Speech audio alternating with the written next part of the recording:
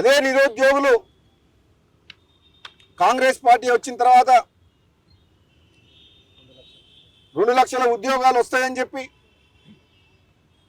Group 1 group 2 అన్ని రకాల పరీక్షలు కూడా కాంపిటేటివ్ ఎగ్జామ్స్ పారదర్శకంగా పెట్టి మాకు న్యాయం జరుగుతుందని భావించింది. కాంగ్రెస్ ప్రభుత్వం వచ్చిన తర్వాత అనుకున్న స్థాయిలో 2 లక్షల ఉద్యోగాలు ఇవ్వకపోయినా సరే 50,000 ఉద్యోగాలు ఇచ్చింది. కానీ ఈరోజు మిగతా దాదాపు 30 లక్షల మంది నిరుద్యోగ యువత ఈ తెలంగాణ రాష్ట్రంలో మిగతా 150,000 కూడా ఉద్యోగాలు కూడా భర్తీ చేయాలని డిమాండ్ చేస్తున్నారు. కాబట్టి నేను అందరికీ కూడా చెప్తున్నా, ఈరోజు నిరుద్యోగ యువకులకు మీరు ప్రత్యేకంగా నన్ను ఆహ్వానించడం వల్ల ఈరోజు మీకు ఒక అండగా ఉంటందుకు, ఒక శాసనసభ్యునిగా కాంగ్రెస్ పార్టీ ఎమ్మెల్యేగా కూడా మీకు హామీ ఇస్తందుకు మీరు అధైర్యపడొద్దు.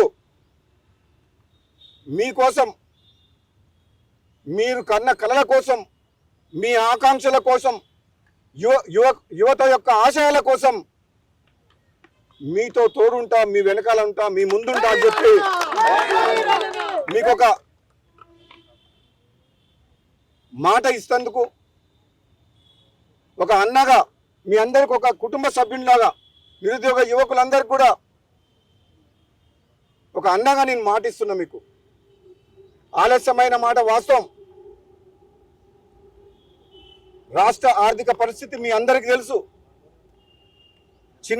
చిన్న భిన్నమైన ఆర్థిక వ్యవస్థను చక్కదిద్దే ప్రయత్నం ఈ కాంగ్రెస్ పార్టీ ప్రభుత్వం చేస్తుంది. కాబట్టి ఎవరు కూడా భావోద్వేగాలకు పోయి చాలా మంది యువకులు ఆత్మహత్యలు చేసుకుంటున్నారు.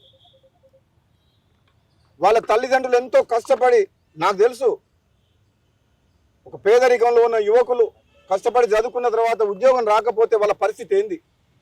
వాళ్ళ తల్లిదండ్రులు వాళ్ళ మీద, పిల్లల మీద ఎంత ఆశలు పెట్టుకుంటారు. ఉద్యోగం లేక ఇంటికి పోయే పరిస్థితి ఉండదు. హైదరాబాద్లో ఎగ్జామ్ చేస్తే ఉద్యోగం వచ్చే పరిస్థితి ఉండదు. ఎన్నో సమస్యలతోటి ఎంత సతమతమవుతుండ్రో పేద విద్యార్థులు, నిరుద్యోగ యువకులు. ఒక్కసారి ప్రభుత్వం కూడా మానవత్వంతో ఆలోచిస్తే ఎంత వీలైనంత త్వరగా కాంగ్రెస్ పార్టీ ఎన్నికల సందర్భంలో మేనిఫెస్టోలో ఇచ్చిన హామీ మేరకు ప్రతి సంవత్సరం జూన్ 2వ తారీఖు నాడు ప్రభుత్వ సంస్థలలో ఖాళీ ఉన్న ఉద్యోగాలని ఎవ్రీ ఇయర్ నోటిఫికేషన్ ఇచ్చి భర్తీ చేయాలని చెప్పేసి కూడా నేను ప్రభుత్వాన్ని, ముఖ్యమంత్రి గారిని కోరుతున్నాం. తప్పకుండా ఈ నిరుద్యోగ యువత తరపున మీ అందరికి మాటిస్తున్నా, కాంగ్రెస్ పార్టీ అంటేనే పేదల ప్రభుత్వం. కాంగ్రెస్ పార్టీ ఈరోజు తెలంగాణ విమోచన దినాన్ని కూడా ప్రజాపాలన దినోత్సవంగా ఈరోజు ప్రకటించింది. అంటే ఇది ప్రజల కోసం. ఆనాడు సోనియా గాంధీ ఆంధ్ర ప్రాంతంలో కాంగ్రెస్ పార్టీ తుడిచిపెట్టకపోతుందని తెలిసినా సరే తెలంగాణ ప్రజలు కోరుకునేది ఈ ఉమ్మడి ఆంధ్రప్రదేశ్లో తెలంగాణకు అన్యాయం జరుగుతుందని చెప్పి సోనియా గాంధీ గారు తెలంగాణ ఇవ్వడం జరిగింది. మన దురదృష్టం 10 ఏళ్ల పాటు మన కన సాకారం కాలేదు. కానీ మీ అందరికి కూడా రాబోయే రోజుల్లో ఉద్యోగ అవకాశాలు వస్తాయి. ప్రభుత్వమే కాక నిరుద్యోగ యువతకు కాంగ్రెస్ పార్టీ ప్రభుత్వం ఇచ్చిన హామీల విషయంలో కానీ, ప్రైవేటు పరంగా, వ్యాపార పరంగా తమ కాళ్ళ మీద తాము నిలబడతామని ఎవరన్నా యువత ముందుకొస్తే ఆర్థికంగా వాళ్ళకు కూడా సపోర్ట్ చేసేందుకు ఈ ప్రభుత్వం మాట ఇచ్చింది. కాబట్టి తప్పకుండా, ఎందుకంటే మీ అందరికీ తెలుసు, ప్రతి ఒక్కరికి ప్రభుత్వ ఉద్యోగం అనేది సాధ్యం కాని పని.